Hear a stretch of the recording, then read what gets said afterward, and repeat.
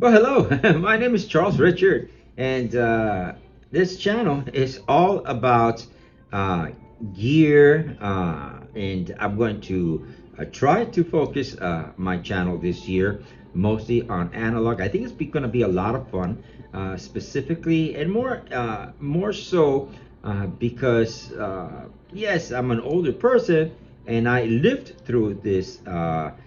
Age of analog recordings, whether it's video or audio. And I've been doing it for 40 years, for almost 40 years, I should say, right?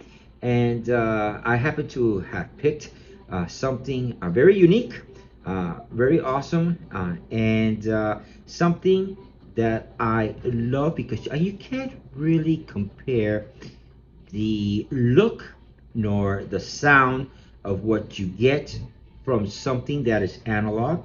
There is a flavor, something that even in today's time, right, 2026, right, people, engineers, visionaries, directors have been trying to sort of come up with that feel, and they have not been able to. I don't see it. I have not seen it, and I'll explain to you a little bit as we go through this video, right? And one of the things that I picked up, all right, I picked this up, and I love it. I love it because it brings me so much memories, and I'm sure it's going to bring a lot of memories to some of you older folks that can remember when you shot with this sort of gear. And I'm talking about my 35 millimeter film camera I picked up at a estate, right? I very favorite, my particular favorite for filming 35 millimeter is this Nikon. It is a Nikon F. What you're looking here is a Nikon F with a uh, FTN is what it's called. Okay, FTN uh, photometric viewfinder, right? Is what this has.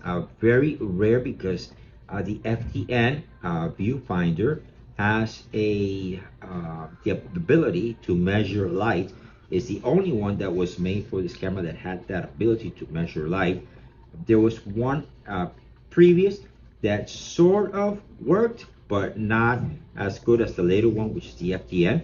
This particular camera was made from 1959 to 1973. And this unit that you're looking at, because of the serial number, you can actually tell what year it came out.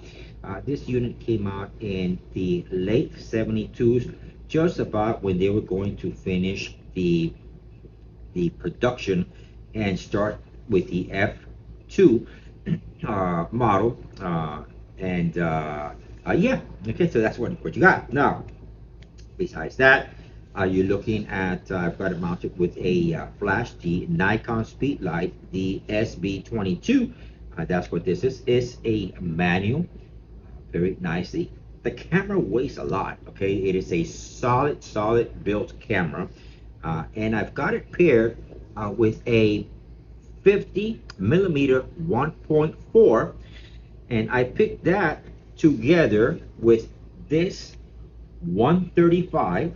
Okay, this is a 135. I don't know if you can see it there. 135. It's a 3.5 lens, which was a favorite lens for this 135, or the 105 was favorite for portrait. Okay, for portraiture photography. So I picked these two things up, okay, and to do what we call close-ups, which was back then, because macro didn't really, the word macro really didn't come into play more so until the 80s, and there was no real lens for macro until the 80s. All right, the way that it was done back in the 59s was by putting sort of these magnifiers. Okay, they kind of look like filters that would go. You can see them right here. That would go. I've got them in plastic casings. that actually would screw on in the front of the lens, right? And so this is how it would go, see? And so you would have, like, for example, this is a +4. You can see it there. And you would have these, it would come in a set. I have the original box, okay? This is the, happens to be the Telestar close-up set. It was 52 millimeters. All the lenses were 52 millimeters.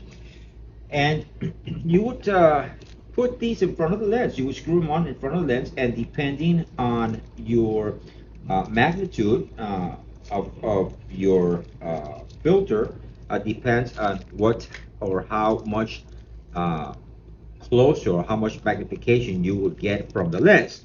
This set came with 3 different filters. It comes with the 1 plus is what is how they label it. The 1 plus, the 2 plus, and the 4 plus, and that would go in front of the lens. And so this is also error correct.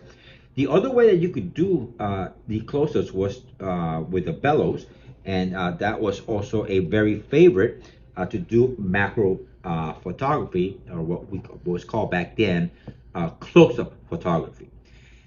This, my friends, is a very unique, okay, case, because for one, I'll tell you the parts that I got at the estate, and the parts that I did not get at the estate, and how difficult it is to find this. And so let me get started. At least let me get started showing you that part and talking to you about that part. Uh, the first thing that we need to see is, let me take the flash out. All right, let's get the flash out.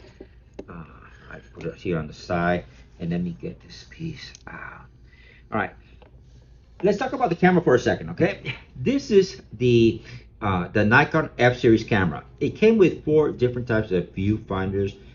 This is not the most popular one. The most popular one is the one that's the V. This is the hardest one to get, all right, because it actually has that light measure, and you can find it all day long, but to find one that is in working condition is very rare. That's number one. Number two, the all black also makes it harder to find, because on this particular series it was very popular to get the two-tone. The black one was a little bit makes it more rare. And then one of the other things that's very hard to find in this camera, if you notice, it doesn't have a hot shoe. All right, so in order to be able to add a flash that, or convert, or add a, I should say, add a hot shoe to the camera, was by using this piece, which is almost impossible to find. You have to look for it, and maybe you're lucky to find one in Japan, because in Japan, photography, film photography, is a big thing still. So this piece right here is the Nikon, I want to say it's called the AB1, I think it is, okay? It might be, let me see. I think it's, I can't really, I think it's AB1 or AR1 or something like that, but it's A something dash 1, all right? Anyways, this little piece would mount on the rewind side of the camera, and it would turn it would actually add a hot shoe capability to the camera. And let me show you how it mounts. All right, you see this part right here. Okay, it's got a contact on this side, which is where it actually triggers, okay, the flash. And so this would slide right here. Okay, let me see if can you see it there. It will slide right up in here, and let me try to get it. Okay, there we go. All right, and you can see it right there, and it will just slide. Okay, and so once you slide it, there is a sort of like a dial up in here. All right, you would have to twist it, okay, because you want to, you see it has like a little door, and when that door locks in place, you hear a little click there. All right, now it has a hot shoe, and that's where you would mount now your your flash, all right, and it turned this into a hot shoe. Now, they do find, and there is, okay, what is called a cold shoe mount that you actually mount on this side, but those are easy to find, okay, but it does not convert this to a hot shoe uh, uh, uh, mount. All right, it just gives you a cold shoe mount, and obviously you could mount a flash, you can put a flash, but then you would have to, in order to trigger it, you would have to use this PC terminal that you see here. You would have to attach a cable going from the PC terminal to the flash if it had a PC terminal. If it didn't have a PC terminal, then you were out of luck. All right, so that is the rarity of this particular piece. And with that, obviously, came the ability that it gave you to be able to mount this flash. Now, this flash, although you can see it here, it looks like it doesn't have the ability to bounce. It actually does. This whole front element uh, comes up and you can bounce your flash. So you have all that, and then it has, as you see, I have a diffuser in the front. If you press, it has this little button right here. You press this little button in, all right, and then this diffuser, you can see how it slides. See that? All right, so I'm gonna take the diffuser out. I'm gonna put it back, store it. Okay, that's how you would store it, so you never lose it. All right, and that is your flash. And you would mount this obviously on the hot shoe. And I cannot show you it working because I've got my camera is loaded with film. I'm using I just ordered, I only taken like 4 pictures, the Portra Kodak Portra 400. All right, and see, and that's how it looks. Completely error correct, okay, from the from 59 to 72, 73 actually, I'm sorry. This here, all right, is what was available in 1972. This flash, I believe, was available in the mid, I should say, more of the later 60s. I want to say maybe from 1968 or 1969 to about 73, 74. Was the era, somewhere around there was when this flash came out. But yeah, this is error correct, completely error correct, including the strap, okay, which is a leather strap. You can see it's a different way of being able to adjust your strap with literal buckles, all made out of stainless steel. The camera is a heavy camera because it is built like a tank. It is truly built, all right, with quality and that kind of precision that you saw with the Leica cameras. And yeah, and so this series of cameras was so flexible and had so many ways to be able to modify the camera that it became the professional photographer's choice. And so in these photos that I have posted here on my channel, you have seen that I also have a Nikon, okay, EL. And so it was very common for a professional photographer back then to you have this as their professional camera and as a backup camera, because it was not as expensive as this camera, to use the Nikon EL as a secondary backup camera. That was the photographer's choice of tools to be able to go out and do the real, work that they had to do, whether it was a wedding or anything else. And for me personally, all right, I'm bringing this back out because even though we live in 2026 and every single year, photography becomes better and better and better. The quality, there's something about film, all right, analog film, that still hasn't been able to be replicated. There's a smoothness that you see in the skin. There's they call it, I should say, because I don't consider myself as part of that group because it is a look that is unique and different. But today's industry calls it cinematic look, right?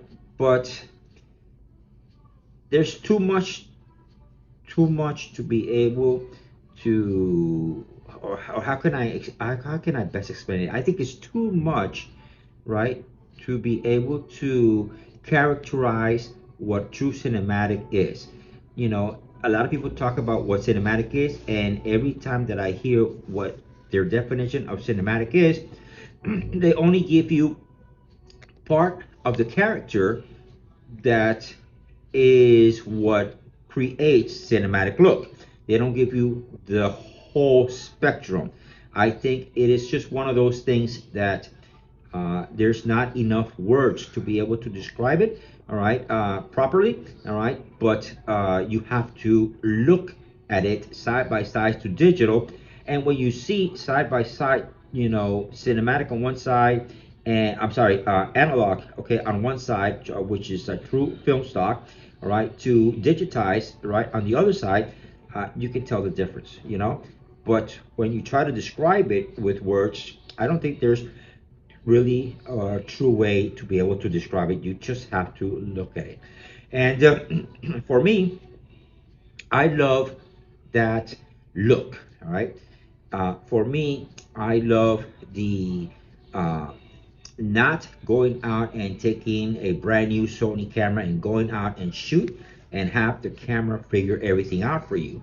I like to be able to control every single aspect and to be able to determine what I want as an artist, as a photographer, using photography as art to be able to express myself as to how I see in such a way that how I combine my aperture, my speed, uh, the film stock that I use, because there's chemicals that are used to create this film stock, and each film stock creates a different look.